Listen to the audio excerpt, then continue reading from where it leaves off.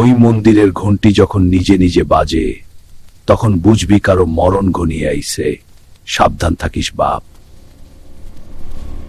100 বছর ধইরা ওই মন্দিরের পাষাণ দেয়ালে এক অতৃপ্ত আত্মা বন্দী হয়ে আছে। কেউ ফেরে না ওই পথ দিয়া।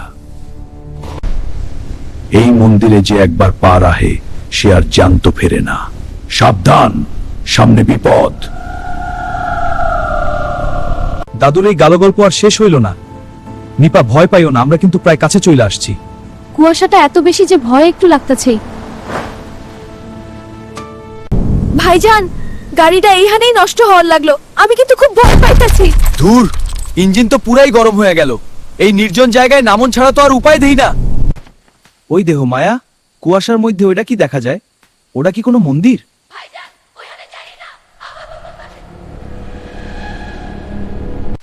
ওই দেহ মায়া, কুয়াশার মধ্যে এটা কি দেখা যায়? ওটা কি কোনো মন্দির? ভাইজান, ওইখানে যাইয়েন না, আমার বড় ভয় করতেছে। ওরে বাবা, হাত ছাড়াই কবাট খুলে গেল কেমনে? মায়া, আমি তো আর নড়তে পারতাছি না। পা দুইটা যেন মাটিতে লাইগা গেছে। ওরে বাবা, বাতাস নাই, কিচ্ছু নাই, ঘন্টা নিজে নিজে বাজতাছে কেন? মায়া, এইটা কি হলো? ওরে মহাদেব, এত মানুষের মতন লাগতেছে মূর্তিটারে। এ যেন স্বয়ং দেবী দণ্ডায়মান। এর চোহে তো প্রাণ দেখি। ওরে মহাদেব, রক্ষা করো। পাথরের মূর্তিরে পলক ফালাইতে দেখলাম। এইটা মন্দিরের দেবতা না, এইটা জ্যান্ত ভূত। মায়া, পালাইয়া মায়া। ওরে মহাদেব, ওটা কি আমার পিছু রইল?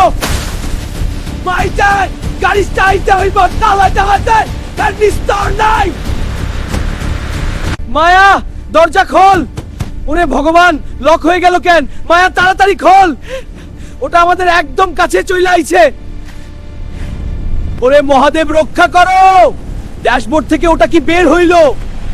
মায়া, ওই আগুনের মতো আলোটা তোর দিকে আসতেছে। মায়া, দরজা খোল মায়া। ওরে মহাদেব, রক্ষা করো। কে আমারে টানে? মায়া, গাড়ি ছাড়তে পারতাছি না। আমারে কে ধইরা মন্দিরের দিকে নিয়ে যায়? ভগবান বাঁচাও।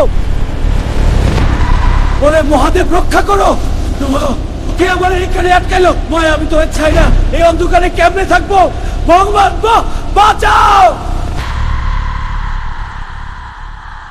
পরবর্তী এপিসোডে কি পারবে আরিয়ান এই বন্দি দশা থেকে মুক্তি পেতে? দেখতে হলে চোখ রাখুন আমাদের চ্যানেল অ্যানিম্যাজিক্স বাংলা।